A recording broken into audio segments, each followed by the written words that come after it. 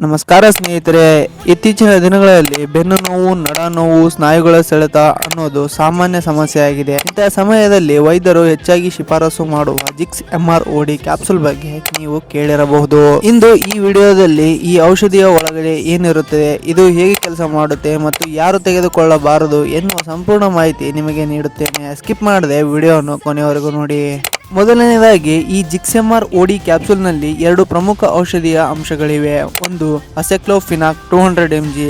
ಇದು ಒಂದು NSAID ಅಂದ್ರೆ ನೋವು ನಿವಾರಕ. ಇದು ದೇಹದಲ್ಲಿ ಉರಿಯೂತ ಮತ್ತು ನೋವು ಉಂಟು ಮಾಡುವ ಕೆಮಿಕಲ್ ಮೆಸೆಂಜರ್ಗಳನ್ನು ಬ್ಲಾಕ್ ಮಾಡುತ್ತದೆ. ಎರಡು ಥಿಯೋಕೋಲ್ಚಿಕೋಸೈಡ್ 8 mg.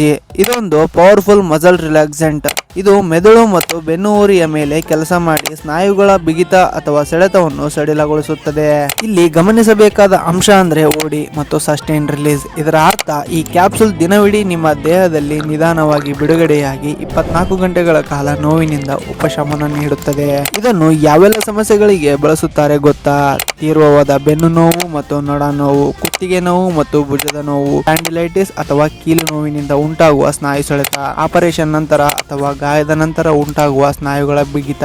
ಒಟ್ಟಾರೆ ಹೇಳುವುದಾದರೆ ಸ್ನಾಯುಗಳು ಎಲ್ಲಿ ಬಿಗಿಯಾಗಿ ನೋವು ಕೊಡುತ್ತವೆ ಅಲ್ಲಿ ಇದು ಅದ್ಭುತವಾಗಿ ಕೆಲಸ ಮಾಡುತ್ತದೆ.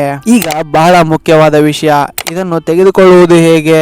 ಹೆಸರೇ ಹೇಳುವಂತೆ ಓಡಿ ಅಂದ್ರೆ ದಿನಕ್ಕೆ ಕೇವಲ 1 ಬಾರಿ ಮಾತ್ರ ಇದನ್ನು ತೆಗೆದುಕೊಳ್ಳಬೇಕು. ಈ ಔಷಧಿಯನ್ನು ಯಾವಾಗಲೂ ಊಟದ ನಂತರವೇ ತೆಗೆದುಕೊಳ್ಳಬೇಕು. ಖಾಲಿ ಹೊಟ್ಟೆಯಲ್ಲಿ ಸೇವಿಸಿದರೆ ಹೊಟ್ಟೆಯಲ್ಲಿ ಅಸಿಡಿಟಿ ಅಥವಾ ಅಲ್ಸರ್ ಆಗುವ ಸಂಭವವಿರುತ್ತದೆ. ಕ್ಯಾಪ್ಸೂಲ್ ಅನ್ನು ಕಚ್ಚಬಾರದು ಅಥವಾ ಪುಡಿ ಮಾಡಬಾರದು. ನೀರಿನೊಂದಿಗೆ ನೇರವಾಗಿ ನುಂಗಬೇಕು. ವೈದ್ಯರು ಎಷ್ಟು ದಿನ ಹೇಳಿದ್ದಾರೋ ಅಷ್ಟು ದಿನ ಮಾತ್ರ ಬಳಸಿ. ಮಾಹಿತಿ ಇಷ್ಟವಾಗಿದ್ದರೆ ದಯವಿಟ್ಟು ವಿಡಿಯೋಕ್ಕೆ ಒಂದು ಲೈಕ್ ನೀಡಿ ಮತ್ತು ನಿಮ್ಮ ಸ್ನೇಹಿತರೊಂದಿಗೆ ಶೇರ್ ಮಾಡಿ. ಇಂತಹ ಆರೋಗ್ಯಕ್ಕೆ ಸಂಬಂಧಿತ ವಿಡಿಯೋಗಳಿಗಾಗಿ ನಮ್ಮ ಚಾನಲ್ಗೆ ಸಬ್ಸ್ಕ್ರೈಬ್ ಮಾಡಿ. ಧನ್ಯವಾದಗಳು.